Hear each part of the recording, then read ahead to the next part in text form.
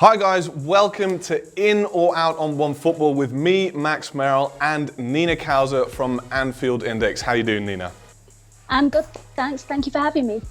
Well, today we're of course looking at Liverpool, fresh from a barnstorming season of a top four finish and of course disappointment in the Champions League final. Liverpool are already set on restructuring their squad, so we're going to talk through some signings they've already made and some signings they probably or might make. So let's get started with, of course, Fabinho. Liverpool shocked us all on Monday by announcing him late in the day. No one had really heard about it here. What about you, Nina? Did you see any signs of him joining? You were shocked. Oh my God, this transfer was a proper old school transfer. I think what you need to take into consideration here is Liverpool fans were quite downbeat, quite depressed after the loss in the final. And to come back on a bank holiday Monday, and there was rumours 2 hours before he signed that, Liverpool are interested in Fabinho. And then, long behold, before anyone could make any announcement, the club just announced him. Completely shocked us all. I think Liverpool have been craving a DM since Mascherano left, so we're talking about a good 8 years. You know, and that was the last time that I think Liverpool could truly boast about a truly great midfield back in 08-09. And this guy answers so many problems defensively in terms of midfield. Just so much about him. And I think the thing that kind of impresses me the most is he was kind of linked with the likes of, like, say, your Manchester Uniteds, etc. And usually we kind of lose out to those teams with those kind of signings. And for Liverpool and Jurgen Klopp to pull this one out is just pure magic as far as I'm concerned.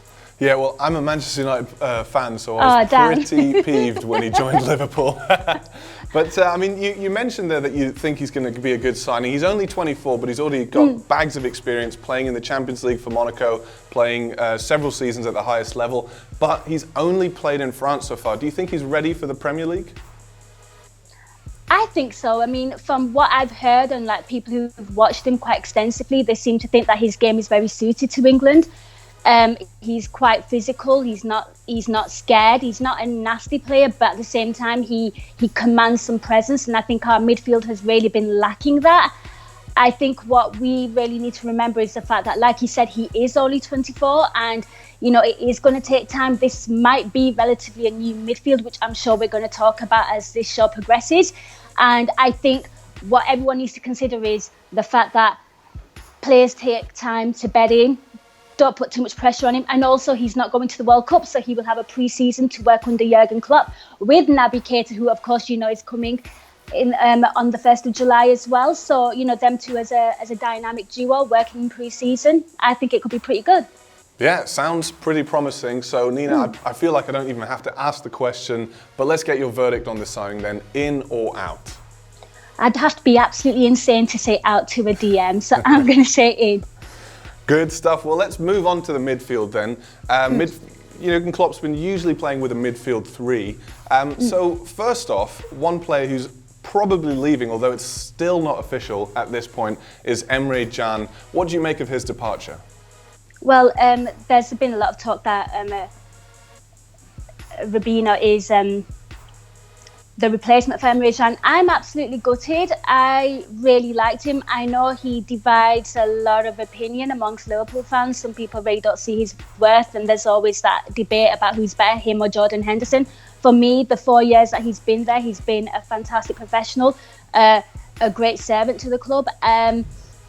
During big games, he's really stepped up. In Europe, he was absolutely crucial to that midfield. And for massive chunks of his time at Liverpool, well, a majority of it, I'd say, he has been the best midfielder at Liverpool Football Club. And I'm absolutely gutted that he's going to be going, but I wish him nothing but the best. It looks like it will be Juve, and I think he's going to push on leaps and bounds there. Yeah, I mean, I really rate him, and I'm surprised Liverpool haven't seemed to have done more to keep him, although maybe his mind was just made up. Let's look at who's remaining then. Obviously, Keita and Fabinho are coming in, but you've also got Wijnaldum, who performed well this year. Same with Lallana, although he was hampered by injury. James Milner somehow racked up the most assists in the whole Champions League. And of course, Henderson, the captain. Who do you see of those four being in the midfield three next season? Is it bad if I say none? I kind of think that the three that started in the final, so you've got Jordan Henderson, Milner, and of course Gini Wijnaldum, who I really rate highly. I truly believe that Real Madrid was a lesson to us. You look at their midfield and look at ours, and there wasn't any, like, for me, there wasn't a competition whatsoever. They were just by far more superior. And I think if you want to challenge for leagues and titles and Champions Leagues, you really do need a midfield. You know, the games are won in midfield, as cliche as that sounds. And I wouldn't sell any of the three that I've just mentioned. I just think they walk to the bench, because one thing that Jurgen Klopp's side, and Liverpool in general, for as long as I can remember, even under Rafa Benitez, you have a great starting 11, but not a solid bench. And I think if you move them to the bench, you have the option to rotate. You could bring them in. I think games are going to come thick and fast next season. I think Jurgen Klopp will probably want to challenge for as many trophies as possible, because obviously he wants to win that trophy, you know? So there's just so much at stake right now. And I think those players will make their way to the bench. I think Lallana, he started off so well under Jurgen Klopp when he first started, but like he said, hampered with injuries. And I can kind of see, the sort of mid-table teams maybe coming in for him, and I think he might be a perfect fit there, personally. Okay, well, and one player I forgot to mention was Alex Oxlade-Chamberlain, who's really blown me away since he joined from Arsenal. Yeah. So I'm going to put it to you now. In your midfield three next season, who's in and who's out? Ox is in, of course. Henderson's in, on the bench. Gini Wijnaldum on the bench. Milner, got to keep him. He's rolling back the years like Benjamin Button. Keep him. And I think Adam Lallana out. Okay, so you'd have Keita and Fabinho straight into the starting 11 then? Yeah. Okay, good stuff. Well, let's talk about further up the pitch, a player that Liverpool have been linked with, kind of a marquee signing, maybe also a replacement for Coutinho, Nabil Fekir. He's the captain at Olympique Lyon, and he has a great season behind him, and he's in the France national team squad for the World Cup. What do you make of him? Really impressive. I think he did pretty well for France as well. Obviously recently been made captain for Lyon. Lots of talk about him. I think what you get in a player like Fekir is, as a Liverpool fan, and why I'd be quite excited about this, is you get a playmaker, and I think our midfield has really lacked that since Coutinho's departure. And I feel like him and Bobby Firmino could be very good together. I think what I've noticed this season since Coutinho's departure is sometimes when we look a little uninspiring in the midfield, I've noticed Roberto Firmino kind of drops deep just to kind of get things moving. And I think just having a player like Nabil Fekir with his kind of intelligence and his kind of aggression and just the attack-minded midfielder, I think it makes Roberto Firmino's job so much more easier. And I think he would be the perfect balance. I mean, in an ideal world, a midfield trio of Fabinho, Naby Keita and Nabil Fekir, it's pretty tasty. That is just a massive upgrade in itself. And I think then you have truly got a midfield that is pretty much on par with that attack. Okay, well, he's had a pretty good season, 23 goals, 8 assists, but he could cost up to £62 million. So what do you reckon, in or out? It's not my money, so in. Good answer. Well, let's talk about a defender then, who's kind of gone under the radar since he got injured, Nathaniel Klein.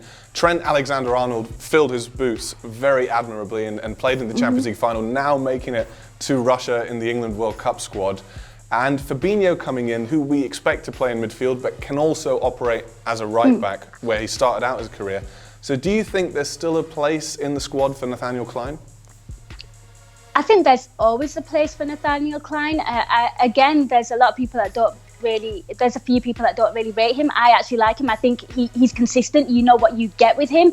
However, the long-term injury, I think he was back in for a game last season. I can't remember which one, but he performed pretty decent. I think it was Everton, I'm not sure. And the problem is, does Nathaniel Klein want to play second or third fiddle to Trent Alexander-Arnold? And that's the question that needs to be answered. And if the answer is yes, keep him, because I think at Liverpool we need as many bodies as possible. But he might believe, and rightly so, that he is a first team starter and he could get that elsewhere. Personally, I'd keep, but If he wants to go, I get it. Yeah, I mean, it's a tricky one for me because while Trent Alexander-Arnold has been fantastic, you wouldn't want to just have him to carry you for the whole season. And Fabinho, as much as he could play right back, you'd probably want him in a centre midfield. As you said, Liverpool have been crying out for a defensive midfielder. Gomez has been playing at, I think Gomez has played right back a fair bit as well. I think Klopp, to start with, kind of rotated with the two youngsters, and I think both of them did such an admirable job considering, Klein was one of the more experienced players. I think it's entirely up to the player. Personally, I'd love to keep him, but like you said, I think Trent Alexander-Arnold has performed in some high pressure games. I think the way he dealt with Leroy Sané against Manchester City, I thought that was just an incredible job on the biggest stage as well. So I think he's growing and maturing. Yeah, okay. Well, I mean, as you say, Gomez also able to come in, so it's a tricky one for Klopp and, of course, Klein as well, who'll be weighing up his options in the summer. We've talked a lot about players who could join Liverpool. Is there anyone in the current squad that you think will be leaving this summer, apart from Emre Can? I think Danny Ings could be on his way out, should be on his way out.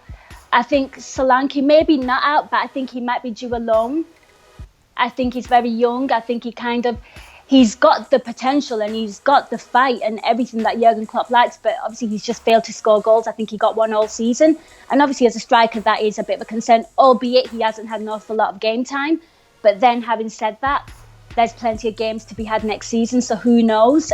He might get some more game time. So I think Danny Ings is a definite. I think Adam Lallana, I would look to move on. Defence-wise, no, I don't see anyone moving off. Well, what about in the goalkeeping position then? In the goalkeeping position, a nightmare for Loris. Mignolet should be going. Mignolet should be going. Yeah, and what about Loris Karius then? He had a nightmare of a Champions League final. And Alisson Becker, the Roma goalkeeper, the Brazilian goalkeeper, he's been heavily linked with Liverpool, although for an outrageous £80 million. Yeah. What do you reckon? First off, about Loris Karius, what do you make of that Champions League final performance? I was absolutely gutted for him. I think what you need to remember is he's had a lot of criticism and a lot of stick, and some disgraceful abuse that no one deserves. No one, absolutely no one. I think what you need to remember here is Karius has had a really impressive season for Liverpool. I think he was one of the key components as to why Liverpool did so well. I think even in that final, and people forget this, he actually produced some really, really good saves. Unfortunately, I think the questions, and you can't deny it, they were massive errors, huge errors that cost you the game, the final. Questions over his concentration. Of course, can he deal with the high pressure, the intensity? Because this Liverpool team wants to go and win trophies.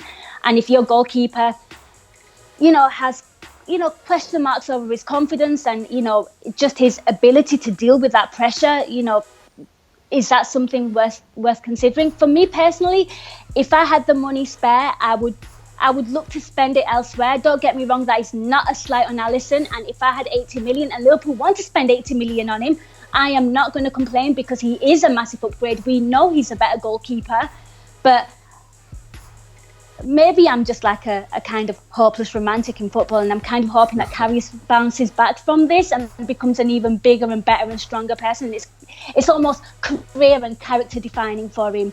Yeah, it's going to take a lot for him to do that.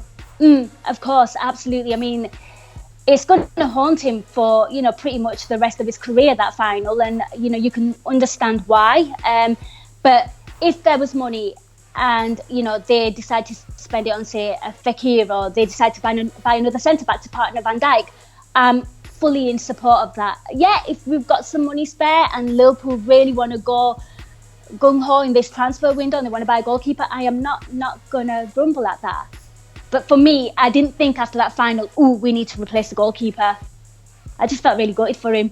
Yeah, it's a real shame for him, but it's going to take so much to come back, especially because you just know every away day the fans will be chanting his name and giving him stick. But as you say, Alisson Becker, 80 million is a lot of money. So just give me a final verdict on those two then. Who's going to go and who's going to come in? I don't think Karius is out. I think if Alisson comes in, I think Karius is number 2 to him. I think the only goalkeeper that is definitely out and looks to go out is Simon Mignolet. Okay, so bye-bye Mignolet. And I've got to say goodbye now to Nina Kauser from the Anfield Index. Thanks so much for joining us. All the best to Liverpool, I say through gritted teeth as a Manchester United fan. We'll see you soon again on Onefootball. Thank you.